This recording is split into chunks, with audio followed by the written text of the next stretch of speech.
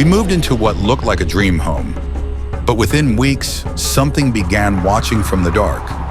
Something that belonged to this house before we ever arrived. I heard footsteps when no one moved. I felt breath on my neck in empty rooms. That was just the beginning.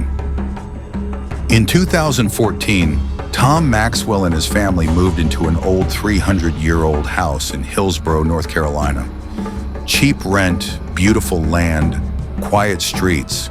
But from the first night, things felt off. A whisper in the hall, a door creaking open at 3 a.m., cold spots in warm rooms.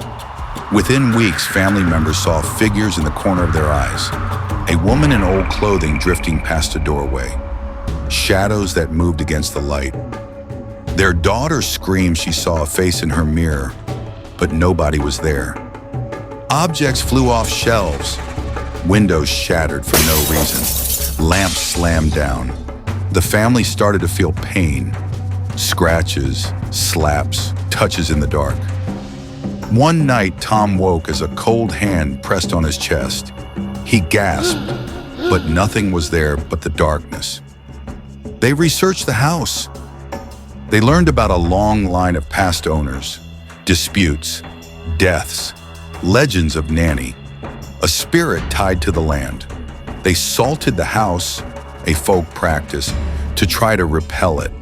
But the more they learned, the more violent it became. Sleep became impossible.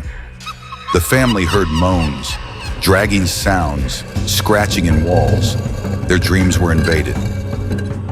One night, Tom's wife awoke to a face hovering over her bed. She froze. She couldn't scream. They stopped inviting friends. They talked in whispers in daylight. Fearful night would bring the presence. They considered moving, but felt haunted even in planning. Every corner felt alive. Every door a portal. They couldn't escape the energy inside. One night the spirit surged. All lights went out. Doors slammed shut. The family was trapped inside. They barricaded the main door, but windows broke. A scream ripped through the house. They raced to their car in the dark. They fled. They loaded the car.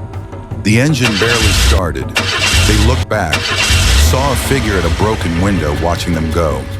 They drove off into night, hearts pounding. They never looked back.